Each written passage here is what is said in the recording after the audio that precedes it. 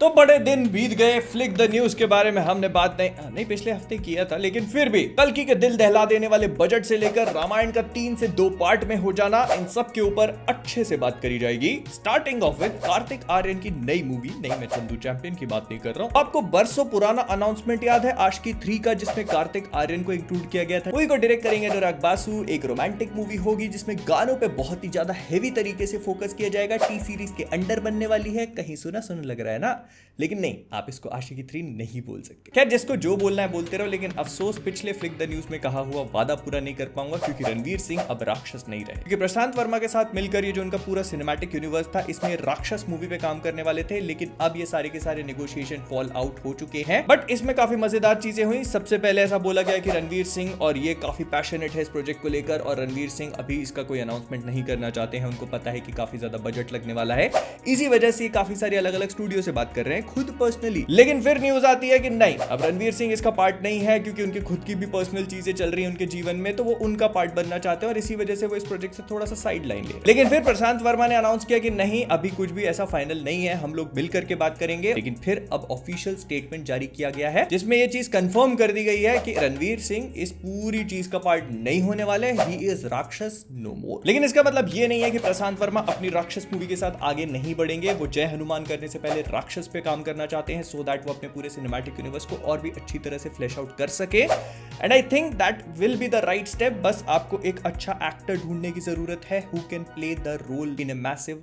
राक्षसी way. I hope आप लोग को वेलकम का 3rd part welcome to the jungle का कास्ट अनाउंसमेंट याद होगा, जिसको देखकर ऐसा लग रहा था कि इसको मूवी क्यों बोल रहे हैं, जिला घोषित कर देना चाहिए, क्योंकि इसमें थोक के भाव एक्टर्स को कास्ट किया गया था। अब उसमें थोड़ा सा चेंज है।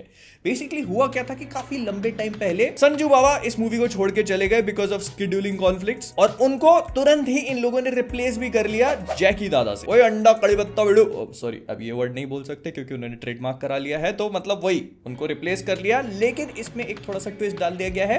एक्चुअली में क्या हुआ था कि जो रोल संजय दत्त प्ले करने वाले थे उसको सुनील शेट्टी प्ले करेंगे, और सुनील शेट्टी का जो रोल है वो जैकी श्रॉफ को दे दिया गया है। और अगर सूत्रों की मानी जाए तो ये दिसंबर से लेकर अभी तक काफी अच्छी तरह से शूट भी कर चुके हैं अपना एक काफी सिग्निफिकेंट चंक। अब जो भी शूट किया होगा और क्या अंडा कड़ी पत्ता बनाया होगा, हमको दिसंबर में देखने को मिल जाएगा। और जब पापा की बात कर लिए तो बेटा कैसे पीछे रह सकता है। तो टाइगर श्रॉफ की अगली मूवी के बारे में हमको पता चल चुका है, and it is not what you guys think.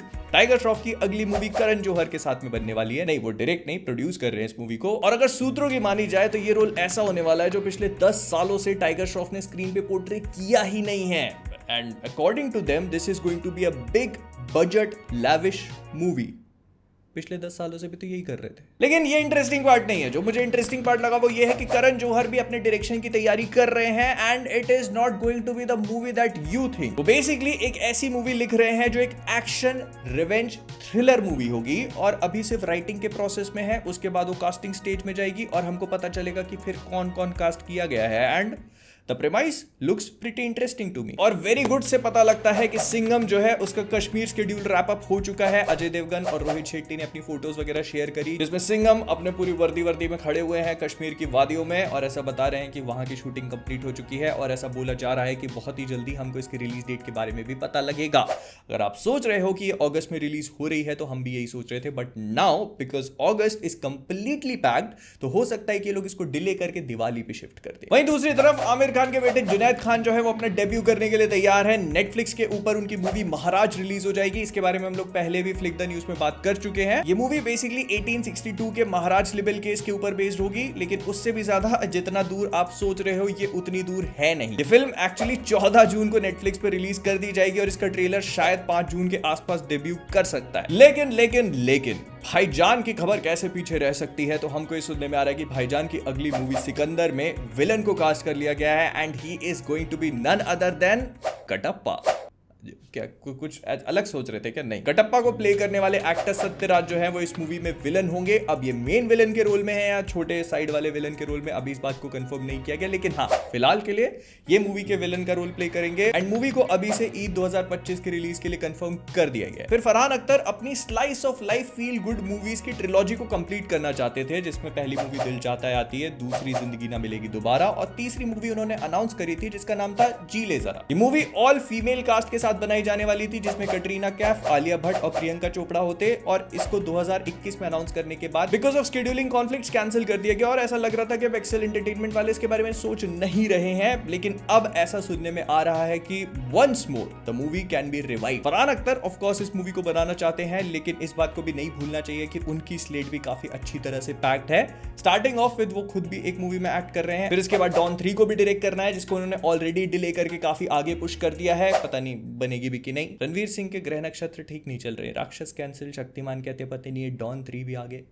But हो ना हो, जूनियर एनटीआर के बर्थडे पे एक बहुत ही तड़कता भड़कता अनाउंसमेंट हो गया एनटीआर 31 को लेकर, जिसके बारे में हम लोग ऑलरेडी फ्लिक द न्यूज पे पुराने वीडियो में बात कर चुके हैं। हो सकता है कि इस मूवी का टाइटल ड्रैगन हो, क्योंकि उन्होंने करण जौहर से इसको बात करके ले लिया था, और इसको डायरेक्ट करने वाले हैं प्रशांत नील। लेकिन ऑलरेडी हम ये जानते थे कि प्रशांत नील का भी शेड्यूल काफी बुरी तरह से पैक्ड है, क्योंकि वो सलार 2 को डायरेक्ट करने वाले थे। बट अभी अनाउंसमेंट हुआ है कि अगस्त से वो लोग एनटीआर 31 की शूट को स्टार्ट कर रहे हैं। So what does that mean? क्या सलार 2 आगे पुश हो रही है, या फिर उसकी शूटिंग को लेकर कैसे मैनेज करी जाएंगी ये सारी की सारी चीजें? मैं ये भी समझता हूं कि प्रभास जो है वो अपनी अगली मूवी स्पिरिट की शूट को लेकर बिजी है वांगा जी के साथ में, लेकिन ये सुनने में आ रहा था कि सलार की शूटिंग इस साल के एंड से स्टार्ट हो जाएगी। तो मे भी ऐसा हो सकता है कि प्रशांत नील अगस्त में स्टार्ट करके इस मूवी को काफी जल्दी वाइंड अप कर लें, एंड साथ ही साथ इसके पोस्ट प्रोडक्शन पे भी काम शुरू कर दे, और उसके तुरंत ही बाद सलार की शूटिंग भी स्टार्ट कर दी जाए। I know it sounds very hectic, but किया जा सकता है। और अब फ्री की बात निकले तो रामायण पे भी बात कर लेते हैं, क्योंकि रामायण के 3rd पार्ट को इन्होंने पूरी तरह से आजाद कर दिया है, और अब रामायण हमें सिर्फ 2 पार्ट्स में देखने को मिलेगी। मतलब नीतीश तिवारी की रामायण अब ट्रिलॉजी नहीं बल्कि डुओलॉजी है, जिसको साइमल्टेनियसली बैक टू बैक एक साथ शूट किया जाएगा। और ये कोई छोटा मोटा फीट नहीं है, इन दोनों मूवीज की शूटिंग 350 दिन लगभग 1 साल के आसपास चलने वाली है, जिसके साथ ही साथ पहली मूवी के पोस्ट प्रोडक्शन पे भी काम चलता रहेगा,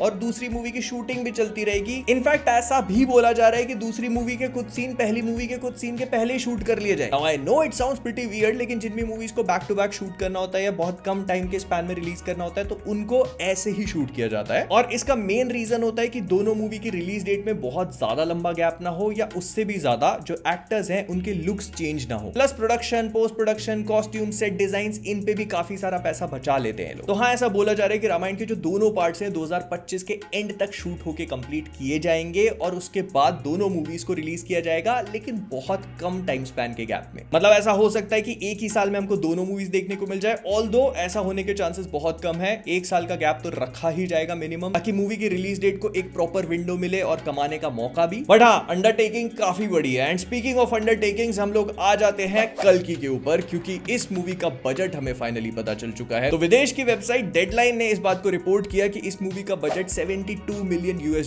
लगभग 600 करोड़ इंडियन रुपीस के आसपास है। और ये कोई छोटा मोटा अमाउंट नहीं है। पिछली बार प्रभास जी की जो दूसरी मूवी इतने बजट में बने, उसके बारे में बात नहीं करेंगे। लेकिन नाग अश्विन और प्रभास ने डेडलाइन को इंटरव्यू में देते हुए ये बोला कि उनके लिए ये मूवी एक काफी अच्छी अपॉर्चुनिटी है वर्ल्ड को ये शोकेस करने की कि इंडिया के पास कितना पोटेंशियल है। और ये मूवी सिर्फ इंडियन नहीं बल्कि इंटरनेशनल ऑडियंस के लिए भी बनी है, which I think is a very good move, क्योंकि अगर आप किसी मूवी में इतना पैसा इन्वेस्ट कर रहे हो तो बाहर से आप उसको जल्दी और काफी एफिशिएंटली भी कमा सकते हो। प्लस नाग अश्विन ने यह भी रिवील किया कि कल्कि जो है उनके पूरे सिनेमैटिक यूनिवर्स में आने वाली पहली मूवी होने वाली है। But yeah it sounds very interesting and risk taking as well, क्योंकि आपकी पहली मूवी में ही आपने अच्छा खासा खर्चा कर दिया है, उसके बाद आप एक पूरा सिनेमैटिक यूनिवर्स क्रिएट करने का प्लान कर रहे हो, तो रिस्क तो है। लेकिन साथ ही साथ मैं पहले भी बोल चुका हूं, मुझे मूवी में पोटेंशियल नजर आता है, मेरी एक्सपेक्टेशंस हैं, और इसका अगला स्टेप भी हम लोग देख सकते हैं जो कल रिलीज हो जाएगा। भैरवा और बुज्जी का जो एनिमेटेड प्रीलूड, जिसके बारे में हम लोग पहले भी बात कर चुके थे, वो प्राइम वीडियो पे कल रिलीज होगा। एंड कल्कि के यूनिवर्स में ये हमारी पहली एंट्री होगी जो हमें बताएगी कि आखिरकार यूनिवर्स कैसा है, कहां एग्जिस्ट करता है,